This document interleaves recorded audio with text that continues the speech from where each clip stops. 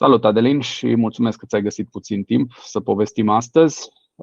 În primul rând, vreau să te rog pentru cei care mă urmăresc, dar care nu te cunosc pe tine, să ne zici 2-3 cuvinte despre tine, cu ce te ocupi și care este relația ta, ca să zic așa, cu domeniul vânzărilor, pentru că, în special, eu cam despre asta vorbesc cu invitații mei și cam despre asta o să discutăm și astăzi.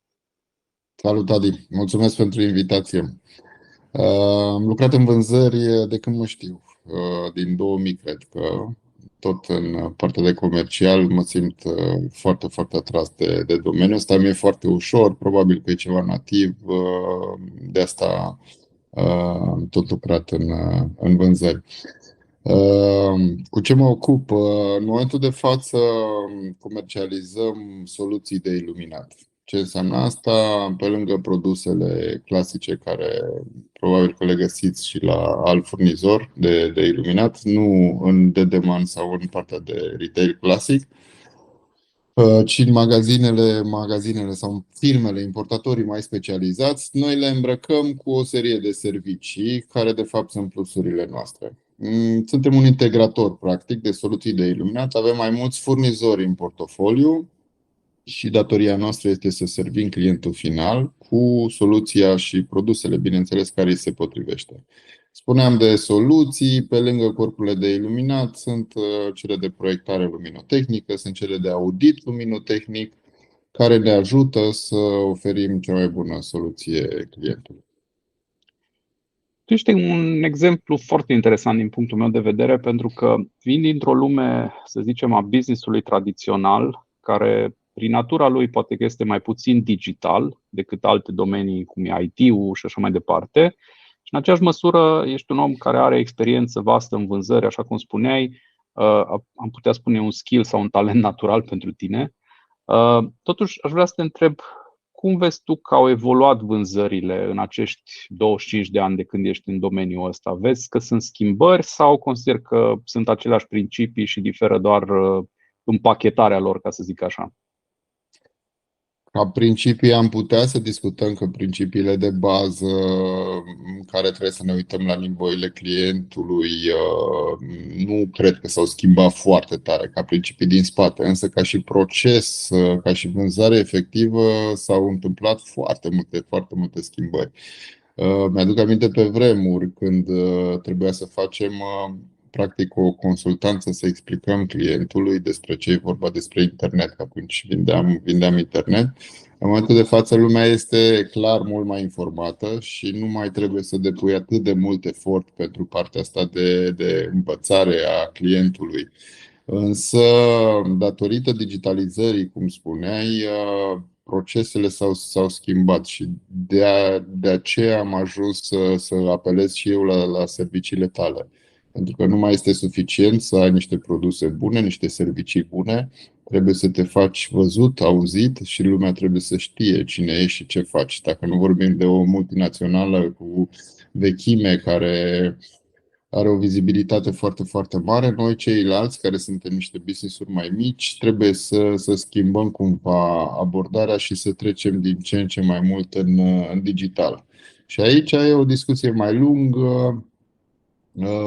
Cum facem asta? În ceea ce mă privește, felul cum am ajuns să te rog să mă ajuți pe direcția LinkedIn, este în urma a două discuții care le-am avut cu două agenții de marketing separate, la care le-am spus, sunt la nivelul ăsta, am avut creșterea asta de la un an la an, în momentul de față vreau să ajung la suma asta, la cifra asta de afaceri, clienții mei sunt următorii, spuneți-mi ce înseamnă, ce ar trebui să fac din punct de vedere marketing, să mă fac mai cunoscut și să cresc în proiecte.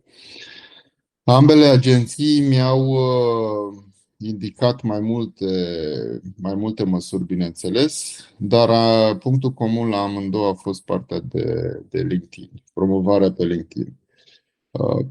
Foarte puțină lume știe ce face LinkedIn-ul. Dacă îi întreb pe toți de pe stradă, spun că este un fel de Facebook, așa, pentru companii în care, teoretic, lumea zice, trebuie să-ți faci un cont, dar nimeni nu știe de ce și cum să folosească cu adevărat tool-ul ăsta. De asta am ajuns să te rog să mă ajuți. un Facebook la costum, poate, față de Facebook tradițional. Da. Care erau așteptările tale? Adică în momentul în care te gândeai să încerci LinkedIn, ce-ți imaginai că s-ar putea întâmpla și ce s-a întâmplat efectiv în practică, ca experiență, cel puțin până în momentul de față? Mă așteptam să se întâmple exact ce s-a întâmplat, adică să ajung la niște potențiali clienți mult mai ușor, cu niște eforturi mult mai mici, și asta însemnând deplasări, zeci de telefoane, să aflu numele persoanelor respective, să-mi fac business-ul meu cunoscut, să cresc cumva relația cu ei și sentimentul de încredere, să le arăt ce pot să fac prin proiecte realizate și ulterior, când apare o nevoie la ei, să-mi solicite și mie o ofertă. Cam ăsta este targetul meu cumva permanent. Cum vezi tu, de exemplu, fiindcă tu operezi ca și bază, să zic, din Sibiu și ai clienți în toată țara, cum vezi perspectiva de a te conecta cu lumea în mediul digital, în speță LinkedIn, față de perspectiva de a te duce, spre exemplu, poate la târguri sau la expoziții? Care dintre astea două canale le vezi mai eficiente și care sunt, dacă vrei, aturile pentru fiecare din cele două? Sunt două abordări cu totul diferite. Mă rog, și din punctul meu de vedere și publicul țintă este diferit. Eu merg și la târguri și expoziții, dar mă rog, la cele de profil, acolo unde mă duc să-mi văd furnizorii și să caut alți furnizori. Iar clienții din mediul digital nu poți să-i găsești pe toți și n-ai timpul necesar de a interacționa cu toți la târgurile fizice care se întâmplă. Chit că sunt acestea de care spuneam eu de profil cu furnizori, chit că sunt alte târguri, de exemplu de construcții, unde antreprenorii în general clar sunt în targetul meu. Nu ai timp să discuți cu toți. De asta și la târgurile unde mergem noi, la târgurile de iluminat, cu cine vrem să discutăm, ne stabilim întâlniri foarte, foarte clare și acolo, pentru a avea timp să discutăm. Două lucruri diferite. Eficacitatea în mediul digital este mult, mult mai mare. E clar că până ajunge să facem un deal, să creăm o relație, trebuie și o întâlnire fizică și o discuție și să rezonez cu persoana respectivă, însă ca eficiență, primul pas, eu cred că mediul digital este cel mai eficient. Dacă ar fi să fie în perspectiva sau postura de a da un sfat unui fondator mai tânăr, să zicem undeva în zona de 25-30 de ani, care are o companie fie de produse, vinde produse sau vinde servicii, ce l-ai sfătui cu experiența ta de vânzări combinată și cu experiența acum de canal de vânzare digitală? Unde să-și pună cel mai mare efort, ce ar trebui să facă și care ar fi, să zic, lecțiile pe care tu le-ai învățat și care l-ar putea ajuta pe respectivul fondator să evite, nu știu, cărările greșite, dacă există cuvântul ăsta sau termenul ăsta? Păi o să povestesc o experiența mea prima dată. După acum 3 ani de zile, când am semnat cu cei de la Osram și Ledvance, este un producător de corpuri de iluminat foarte, foarte mare. Canalul pe care eu am semnat cu ei se numea Ecom. Ecom, de la e-commerce, am făcut un site de vânzare de produse de iluminat, grupat foarte bine pe categorii, pe produse pentru uz casnic. După ce l-am făcut, am așteptat comenzile, care n-au venit. De ce? Pentru că nu e suficient să faci un site sau să faci un business, cum povesteam mai devreme, cum îmi spuneai, pentru antreprenorii mai tineri. Dacă nu prezinți aceste servicii, aceste produse într-o anumită formă și nu te adaptezi la viteza cu care se întâmplă toate problemele. În cazul meu, ce a lipsit atunci, a lipsit să apelez la niște profesioniști. Cum ar fi o agenție de marketing care să facă un plan, să aloc un buget de marketing pentru promovarea site-ului. În cazul pe care mi l-ai ridicat la fileu, e clar că în mediul digital trebuie să ne facem mai cunoscuți. Cum facem asta? Sfatul meu este să se apeleze la profesioniști, la oameni care fac chestia asta, care au avut rezultate, care au promovat produsele și serviciile lor în diverse medii, așa cum faci tu, pentru că nu este un volum foarte mare de informații. În ceea ce mă privește pe mine acum, dacă ar trebui să mă apuc să studiez acum promovarea pe LinkedIn, Facebook Ads, Google Ads, articolele promoționale prin plătite în care să mă fac cunoscut, reviste de specializare, e un volum de informații care nu l-aș putea asimila într-un timp foarte scurt, plus că eu sunt bun în ceea ce fac în cu totul alt domeniu. Și atunci, clar, aș apela la specialiști pentru a mă promova mult mai bine și, bineînțeles, în mediul digital, pentru cum am spus mai devreme, este cel mai eficient. Îți ia cel mai scurt timp să ajungi la persoanele care trebuie. Ce mi-a plăcut mie din colaborarea noastră pe partea de LinkedIn a fost că am segmentat foarte, foarte bine și în detaliu clientul care eu mi-l doresc. Adică nu a fost scopul să-mi adaug în rețeaua mea de pe LinkedIn 7.000 de persoane cu care să șanse aproape de zero să fac business. Nu e un Facebook, nu e concurs de like-uri, nu avem un target pe așa ceva, ci ne interesează strict conversiile, adică să aducem public și oameni cu care să fie posibilitate în viitor să facem business. Uite, văd o reacție destul de des în piață și anume oamenii îmi spun uneori că, dom'le, noi suntem foarte buni la vânzări, închidem 9 din 10 clienți care vin înspre noi. Până la urmă, de ce ne trebuie specialiști, experți, consultanți sau cum vrei să-i numești, că doar noi ne pricepem la vânzări. Până la urmă, tu ești un om care faci asta și ai făcut asta într-un mod profesionist 25 de ani. Cum vezi perspectiva asta cu priceputul la vânzări, pe care poate e și o chestie culturală în România. Noi românii ne pricepem la multe sau avem impresia că ne pricepem. Ai zis un cuvânt cheie și anume perspectivă. Dacă te uiți și gândești totul în perspectivă și nu tot ce se întâmplă astăzi mâine, te uiți și vezi că vremurile în care trăim și tot ce se întâmplă sunt în continuă schimbare. Dacă vorbim doar de inteligența artificială, lucrurile se vor întâmpla cu totul diferit într-o scurtă perioadă de timp. Acum ceva ani de zile nu-mi imaginam că o să facem podcastul ăsta astăzi și o să discutăm despre LinkedIn. Aveam cont pe LinkedIn de foarte mulți ani și nu l-am folosit niciodată la adevărata lui valoare. Ce să zic, dacă persoanele respective cred că ceea ce fac este suficient, eu cred că nu și trebuie permanent să ne punem la punct cu noutățile și cu tool-urile mai ales, cele noi, și să ne uităm mereu în perspectivă. Asta e cuvântul care cred eu că e cel mai important. Astăzi merg vânzările bine, mâine se poate să nu mai meargă.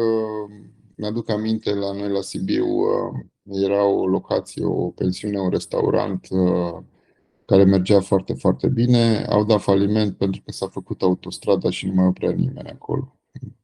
Cei oameni nu cred că au văzut chestiunea asta, nu s-au gândit în perspectivă la ce va urma.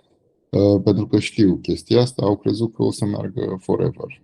Nu merg lucrurile forever dacă le faci în același mod, nu au cum, pentru că lumea este într-o continuă schimbare. Cuvântul de bază este adaptabilitatea la nou și, bineînțeles, să ne uităm tot timpul în perspectivă, să încercăm să anticipăm ceea ce va urma. Având în vedere că tu ești pe o zonă, să zicem, mai puțin întâlnită sau mai rar întâlnită, cel puțin deocamdată în zona digitală, poate nu te-ai gândit din prima ca și mediu de vânzare pentru, dacă luăm corpuri de iluminat sau soluții de iluminat, să te duci pe LinkedIn, dar iată că sunt și excepții pozitive. Crezi că ceea ce s-a întâmplat ca experiență pentru tine este limitat la industria ta sau crezi că e o chestie care în timp sau în următorii ani o să devină standardizată pentru și, să zicem, alte industrie, alte tipuri de verticale de business? Păi dacă eu am apelat la această platformă să fac cunoscute serviciile și corpurile de iluminat, eu cred că ceilalți care au mult mai multă componentă digitală în ceea ce fac, este de mult mai mult folos platforma și ce se întâmplă aici. Da, eu cred că e o chestiune de viitor, e o platformă de profesioniști unde te faci cunoscut și ca și persoană și ca și servicii și proiecte realizate mult, mult mai ușor. Deci eu cred că în continuare va fi nevoie și va fi mult mai ușor de făcut asta decât prin mijloacele clasice, prin târguri, prin expoziții, prin articole în ziar, prin asta este mult mai mult ca și timp va dura. Și o ultimă întrebare. Cum gândești tu ca business owner rentabilitatea sau profitabilitatea unui canal de vânzare în momentul în care ai de luat o decizie, vreau să testez, nu știu, Google Ads sau LinkedIn, ai în minte un lucru pe care ți-l dorești să-l obții, nu știu, pot fi întâlniri cu clienți cheie, pot fi contracte încheiate și așa mai departe și ai un cost aferent testării, să zic, acelui canal. Care e procesul prin care treci în mintea ta pentru a lua o decizie, să poți să spui, da, vreau să testez, mi se pare un ROI pozitiv, că altfel îmi imaginez că nimeni nu investește dacă nu vede o profitabilitate mai mare decât costul. La ce te Bineînțeles că gândești? totul este măsurabil. Ideea este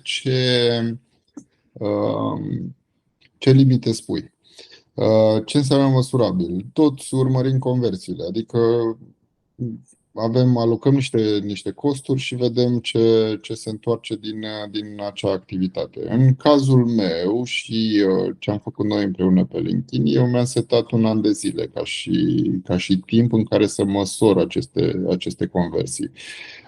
În proiectele noastre de iluminat, fiind proiecte mari, gen construcții de aeroporturi, construcții de mall și așa mai departe, timpul până când se ia o decizie, până când se ajunge la stadiul respectiv în care trebuie să se monteze corpurile de iluminat, este destul de lung, adică nu discutăm de un deal încheiat într-o săptămână sau două. De asta eu mi-am setat ca și pentru a măsura conversiile care vin din LinkedIn, eu mi-am propus ca până la sfârșitul anului să mă uit să văd ce s-a întâmplat ca și conversii. Bineînțeles, ne uităm și între timp.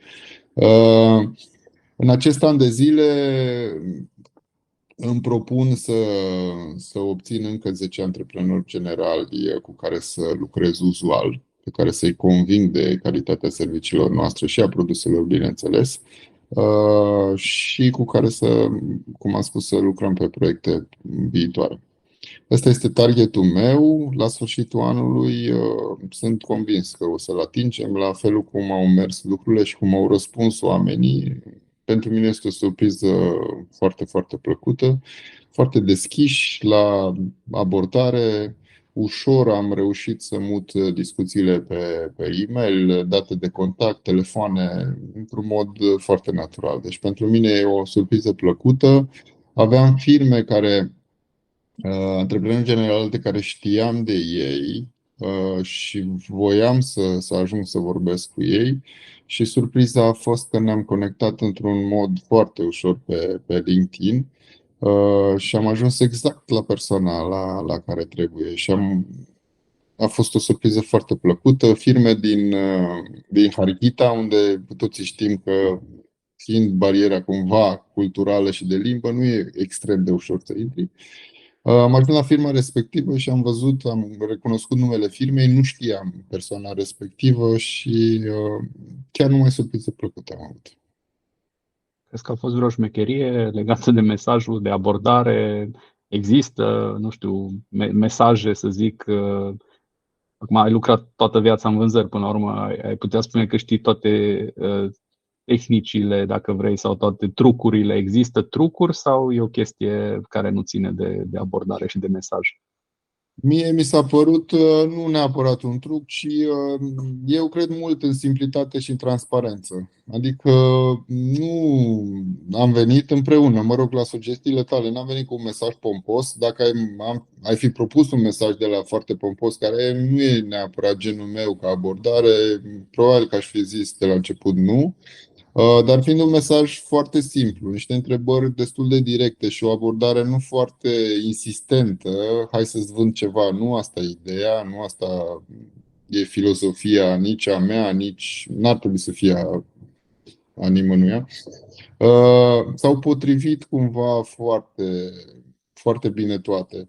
Deci mesajul simplu, transparent și faptul că nu am insistat decât să ne facem cunoscuți, să trimitem o prezentare, să știe de noi și dacă apare o nevoie la ei să ne contacteze ca și specialiști, ca și integratori de soluții de iluminat, eu cred că tot mixul ăsta a funcționat bine. Deci nu cred că ar putea fi vorba de vreo șmecherie sau vreun trick, pentru că n-am încercat să părem ceea ce nu suntem, nu le-am spus că am inventat roata, că facem lucrurile cu totul altfel și că suntem atenți la nevoile lor și că putem fi un partener de încredere. Mulțumesc frumos, Adelin, pentru timp. Mă bucur că ai avut o experiență bună și sperăm să fie la fel și pe parcursul anului, dar, cum spui și tu, e o chestie care durează și care ține într-o anumită măsură și de a fi aproape de prospecții tăi și de clienții tăi. Pentru că, până la urmă, cred că fiecare om înțelege cam ce anume ne dorim noi de la o colaborare, mai ales când e abordat în mediul digital, iar cei care au nevoie și vor să facă asta răspund natural. Ceilalți care nu sunt într-un moment bun, poate revin ei către noi sau chiar nu strică să mai ținem noi legătura cu ei, pentru că natura atenției este că e de scurtă durată. Și cred că asta e un aspect important. Mulțumesc frumos încă o dată și mult, mult spor în 2024. Cu plăcere. Mulțumesc și eu, la fel.